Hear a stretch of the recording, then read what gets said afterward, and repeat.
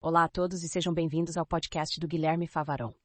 Hoje vamos abordar um tema que está no centro das atenções atualmente: a inteligência artificial e a legislação em torno dela.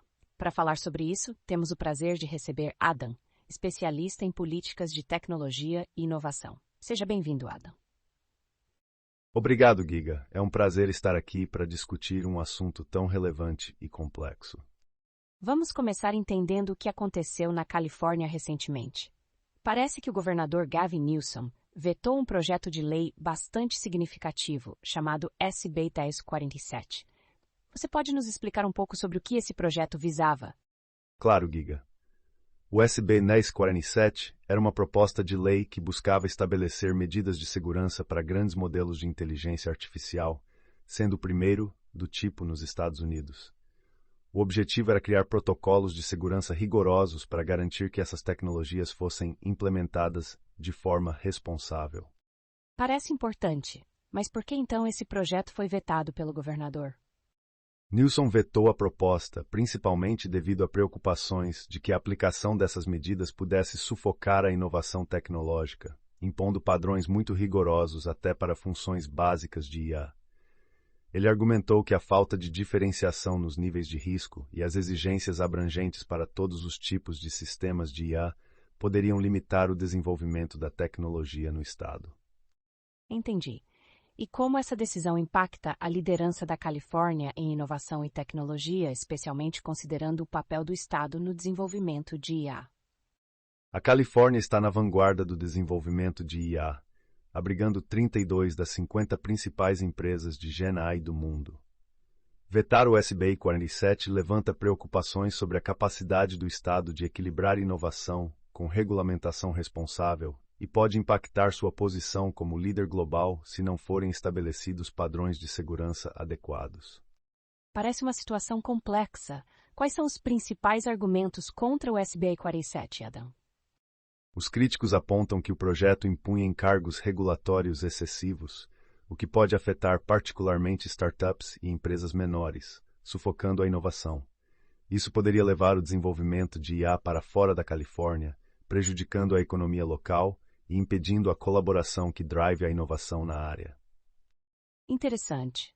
E há também uma preocupação com a regulamentação ser prematura, certo? Exatamente, muitos acreditam que regulamentações abrangentes seriam prematuras, considerando o estágio inicial de desenvolvimento da tecnologia de IA. Os riscos ainda estão sendo compreendidos, e a imposição de regulamentos rígidos agora poderia limitar o crescimento. Vamos falar sobre a comparação entre as regulamentações estaduais e federais. Como o SB 1047 difere das regulamentações de IA em nível federal? Em nível federal, as regulamentações de IA tendem a ser mais gerais e menos específicas, abordando vários setores sem se concentrar apenas em grandes modelos, como o SB 1047. Enquanto a proposta da Califórnia estabelecia protocolos rígidos, a abordagem federal é mais fragmentada, com foco em diretrizes voluntárias. Faz sentido. E como essas diferenças de abordagem impactam a implementação e o desenvolvimento de IA no ZESUA? A diferença essencial está na aplicação e no cumprimento. O SB 1047 propunha penalidades por não conformidade e um novo órgão regulador para supervisão, enquanto as diretrizes federais são principalmente orientações sem mecanismos de aplicação rigorosa. Isso pode levar a interpretações variadas, o que pode, por sua vez, impactar a consistência no desenvolvimento e na implementação de tecnologias de IA. Interessante essa dinâmica. Voltando ao impacto do veto, como a falta de uma legislação específica pode influenciar a segurança pública e o desenvolvimento tecnológico? A ausência de regulamentações claras pode criar uma falsa sensação de segurança, em que o público possa acreditar erroneamente no controle sobre as tecnologias de IA em rápida evolução. Além disso, pode afastar investidores que buscam ambientes regulatórios claros, essenciais para fomentar o desenvolvimento responsável. E qual papel a Dr. Fei-Fei Li, a madrinha da IA, tem tido nesse contexto após o veto do SB 47? Fei-Fei Li emergiu como uma figura-chave em modelar políticas de IA e está colaborando com o Estado para desenvolver diretrizes para a implementação responsável da IA. Sua abordagem valoriza um framework centrado no humano, destacando a necessidade de equilibrar inovação com desenvolvimento responsável e enfatizando a importância do envolvimento do setor público na avaliação da IA. Essa questão de equilibrar inovação com responsabilidade parece ser um tema contínuo nesta discussão. Quais são as medidas que ela defende especificamente? Ela defende a criação de estruturas de governança e segurança para a IA, a educação sobre a tecnologia, o estabelecimento de normas organizacionais e o desenvolvimento de quadros regulatórios. Também promove a National AI Research Resource para fornecer aos pesquisadores recursos computacionais e de dados necessários. Essa abordagem mais colaborativa parece estar alinhada com as tendências globais de regulamentação da IA. Como você acha que as decisões políticas na Califórnia irão reverberar internacionalmente? As ações na Califórnia inevitavelmente forçam grandes laboratórios de IA a enfrentar medidas de proteção pública e fomentam discussões globais sobre segurança na IA.